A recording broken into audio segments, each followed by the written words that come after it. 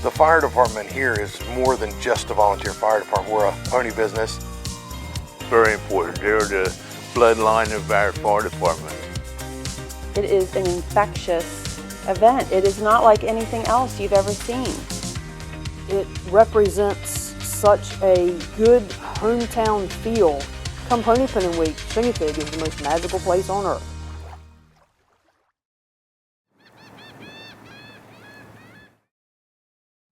This is a very unique organization and activity. Where else do they round up 150 head of wild ponies on horseback, swim them across the channel, auction off the foals, most of the foals the next day, swimming back the following day? There's no other event like it in the history of the world. Road Duck Man Terry, home port Chincoteague Island, Virginia. Carver of fine decoys for 56 years, and when I'm not carving, I'm chasing ponies with the Chincoteague Volunteer Fire Company.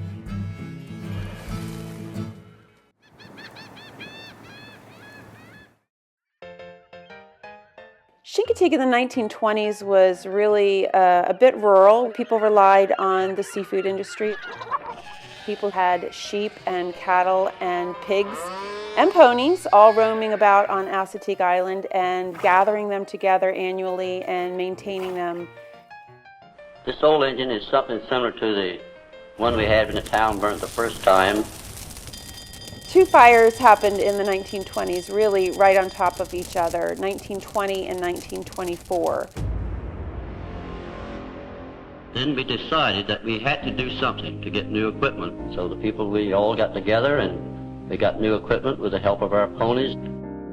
And that is where the whole idea of pony penning as a fireman's event came about. I'm Cindy Faith, island historian. I work at the Museum of Chincoteague Island as the assistant director. Going back 100 years ago, two of my great uncles were charter members here in the fire department and started what they thought of at the time was their primary fundraiser of the carnival and pony penning. 15,000 people show up. They net something like $7,500 off of the whole thing, and that's enough for them to buy that fire truck. And that's when the idea of everything was born. Once a year at Chincoteague Island, they round up the wild roving pony. And it just gets better and better. They save up enough money to buy a firehouse.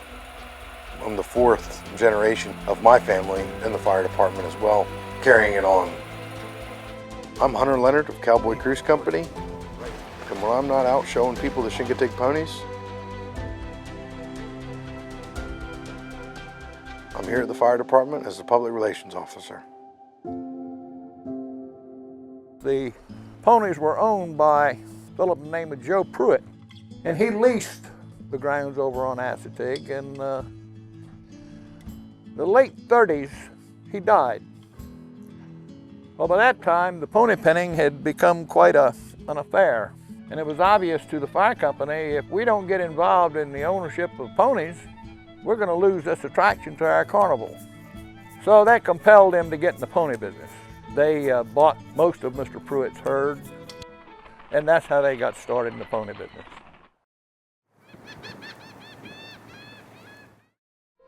We are over Chincoteague and can make out some animals down below. They look to us more like little herds of horses than anything else. Ponies was always there, always there. Ever since I've known anything, the beach has been lined from north to south. Chincoteague Beach. Chincoteague Beach. Well, the story goes that there was a load of small ponies going to South America for mining, and the shipwrecked and the ponies came ashore, and it's a great story.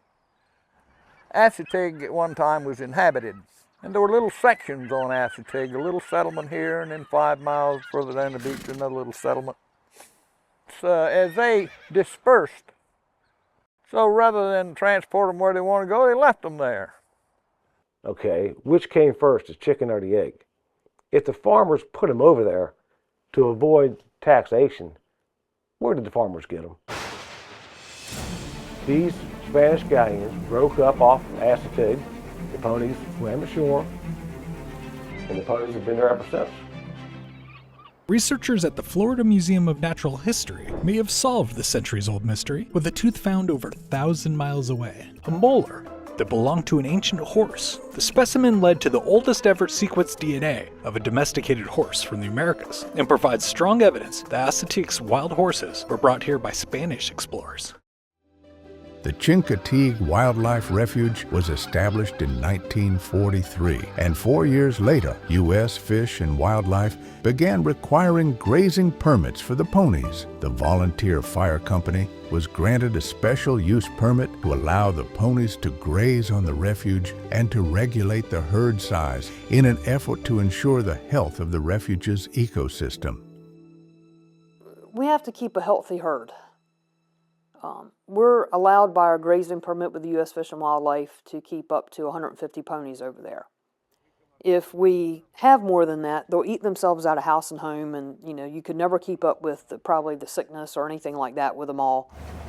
And that number still stands today, so we have 150 adults. One of the things that benefits us is that every year we have a genetic pool of 80 or 90 all unique genes to choose from to keep our herd going. Those over there, those are yearlings. It's just cool to see these ponies that have been here for years. Just the way they move, just like their physiology and like how they can move so majestically, and they can just do these little quick maneuvers for being such big animals. I'm Addison, I'm from Lansing, Michigan, and we came here on our spring break vacation.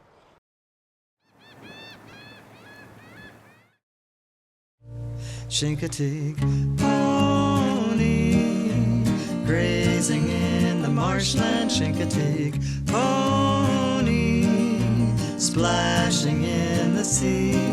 Your history unknown, you're still free to roam, beloved of the island. Chincoteague pony, Chincoteague pony.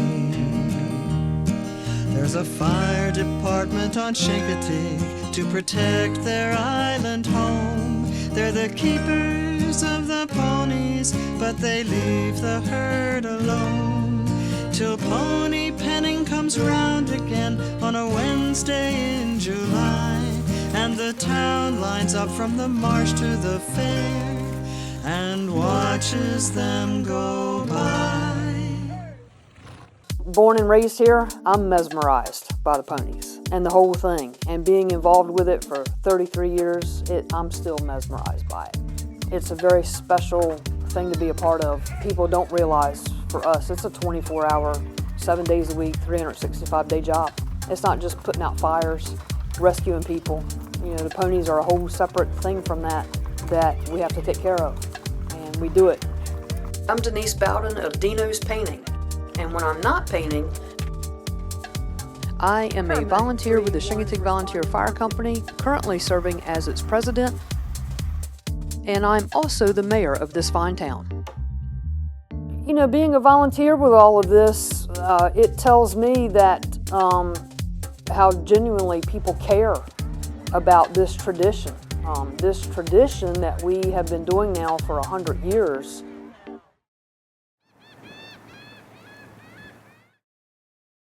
It's the biggest time of the year, and I would say the biggest revenue that comes into the town and to the fire company. A lot of people, we go from like 20-some people year round to the event in Pony Swim, close to 40,000 to 50,000 people. It's a lifetime dream to see something like this. It's the only place that we know of that has the pony swimming auction and stuff. They have auction of ponies, but not the real swimming. A lot of people come back each year just to see this amazing event. My name's Harry Thornton. I'm a Pony Committee Chairman of the Chincoteague Volunteer Fire Company. The biggest fundraiser we have is when we have our carnival and pony swim.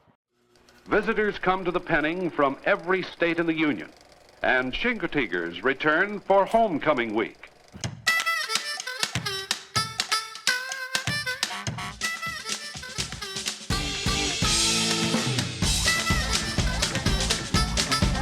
They're all volunteer helpers. They pitch in and help without any charge whatsoever to the fire company. These workers are making and selling the famous Chincoteague oyster sandwich.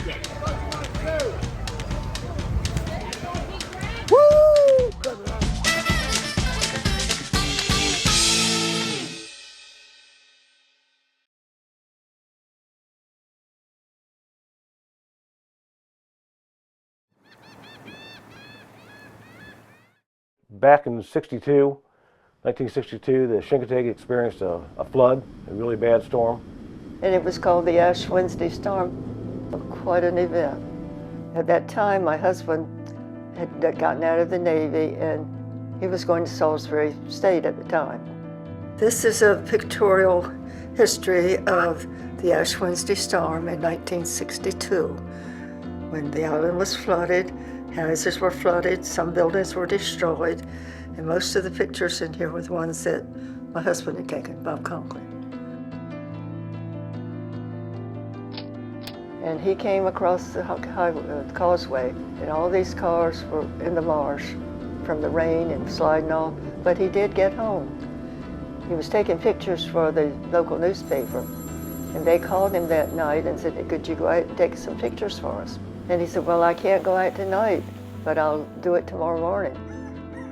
Well, when we woke up the next morning, we were surrounded by water back here.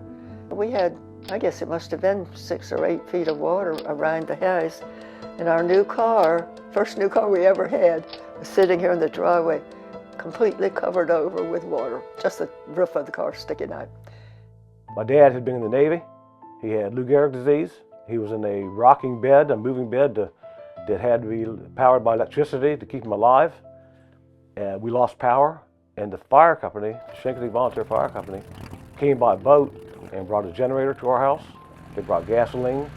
They kept my dad alive throughout the storm. Maybe that's why I joined the fire company, to protect and serve as a volunteer, and that's why I got in.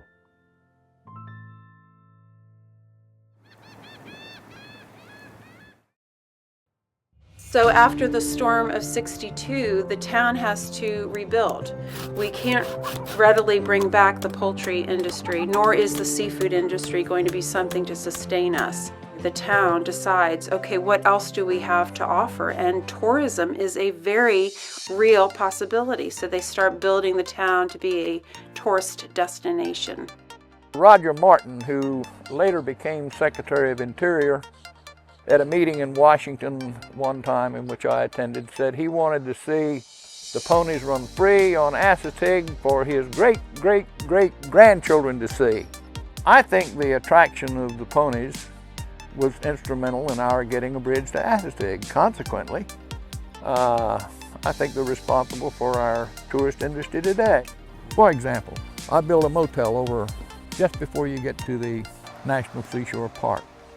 I built it because I knew the attraction to the park, including the ponies, was a worthy attraction for the future.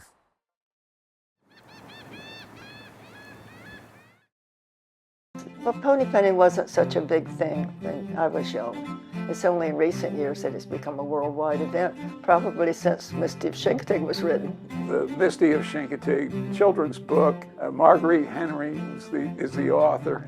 So the kids are kind of living out the dream of actually going to where Misty came from. This is Misty, the star of the show here at the Museum of Chincoteague Island. Certainly most folks that come to the museum initially come to see Misty. We find ourselves at the corral of the Beebe Pony Ranch. Mr. Beebe is known to children all over America. This is the Grandpa Beebe of those widely read children's books about Misty and the other Chincoteague ponies. It's such a great story. And we read that Misty is a real pony. Is this true? Oh, indeed she is. You knew her? Yes, the first time I saw her, she was only 6 days old, and she had just made the swim from Assateague. She wasn't very successful in swimming across because she was only 6 days old, and so she tried to get a free ride across on the rump of her mother, and she slid off, and so during the swim, Paul Beebe jumped off a boat and went out and rescued her. And when they all finally arrived, wet and dripping, on the shore of Assateague, Misty just fell in a little heap on the sand, and she looked like a wet bath mat. I get people that come up to the information stand and say, I read Misty when I was a little girl, and now brought my daughter here, and now I've got my grandkids here, And so the trickle-down effect of that book, which has been published in several different languages, and it's required reading in some fourth grade classrooms across the country, it still has an effect on Chincoteague. This town owes a whole lot of credit to Marguerite Henry and the Beebe family. A lot of parents took their kids down to the carnival ground to try to get them in the movie. And actually my cousin Stephanie and I made the cut. I think we're on screen for about a second and a half as the little kiddie cars go around in the circle. So I always make that claim to people that I'm in the movie, but I don't tell them it's just a second or two. It was really then how Chincoteague got put on the map for this as far as a countrywide, worldwide event.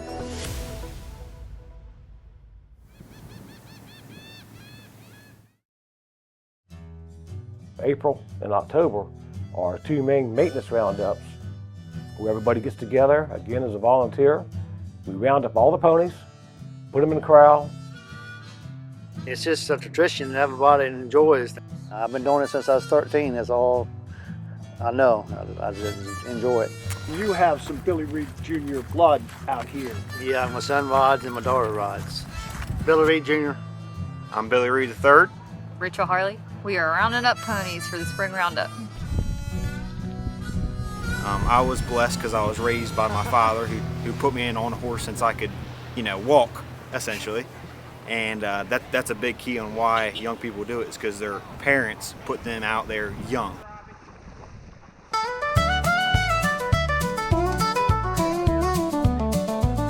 Out on the marshlands where soft breezes wander, the wild little ponies they graze by the sea. Springtime has come and it's time for their checkups. So up with the cowhands we ride joyfully. Round 'em up, ride 'em slow, through the marsh where the wild winds blow. Shake their hooves, eyes, and coats so fine. In the spring for the roundup line. No auction today, no crowds in the sun. Just doctors and ranchers with work to be done.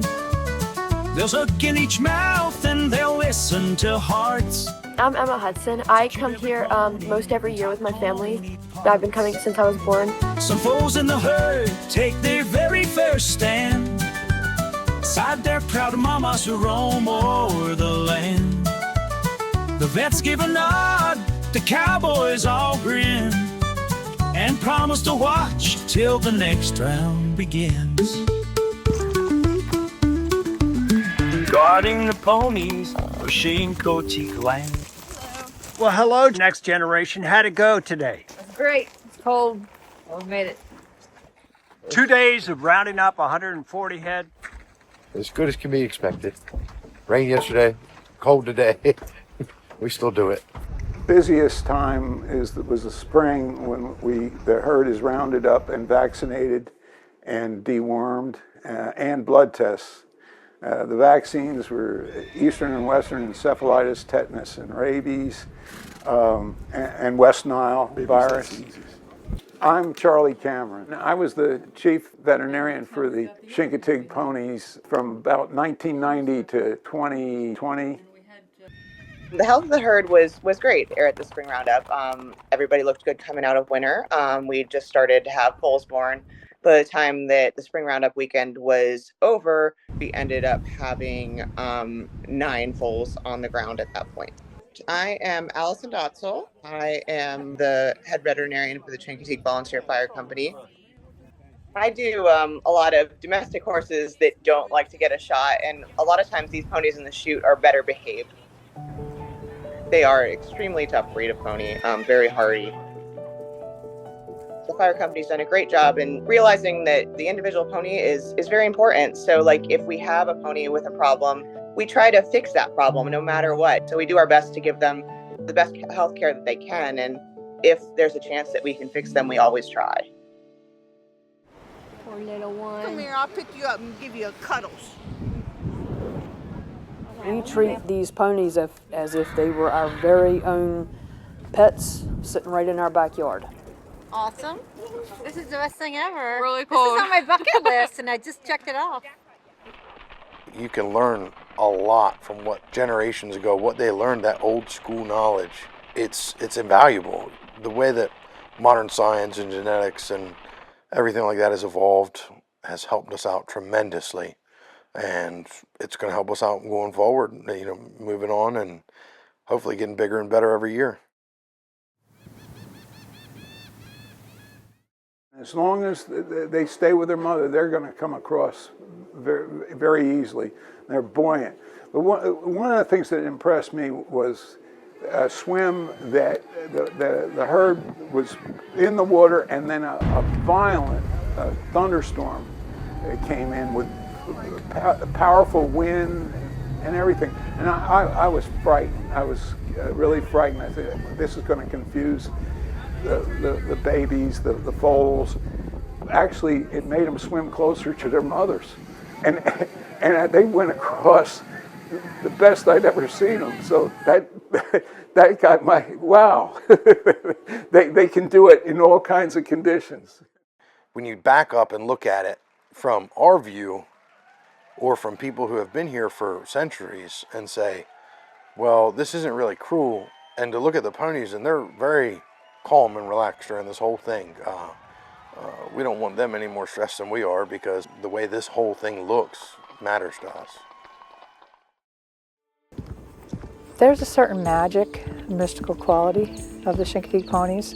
It's not like when you have a farm where you can go and see them any time of the day or night. You have to go looking for them, so it's the thrill of trying to find them. I'm Darcy Cole. My husband and I operate DSC Photography, and our primary mission in life is to study the Chincoteague ponies.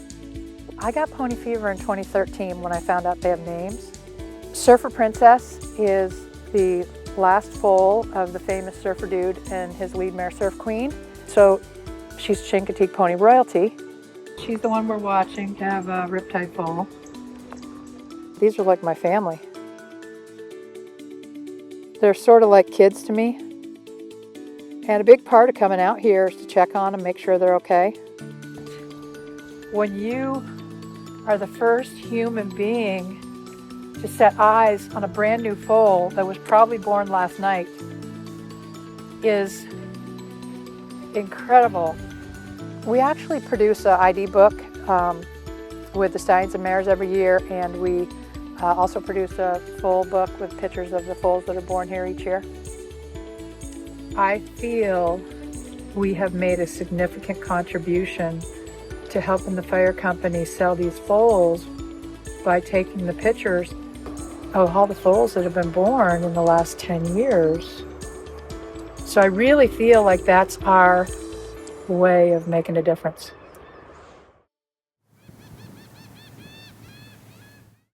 And a lady came out of the audience and she said, when are you going to sell this little black and white one in the back? It was a really small one. And I said, well, ma'am, we're not going to sell that one. It's going to go back to the beach and replenish the herd. And she said, oh, well, I was going to buy it and give it back to you. And I looked at her like she was crazy. I said, you got to be kidding me. She said, no, I was going to give it back to you. So I went and told the pony committee chairman and said, maybe we ought to announce that we're going to sell this foal, but it's going to go back with its mother, never to be sold. It'll be future brood stock, but you ought to buy it. You'll bid on it. We get the money and the pony back.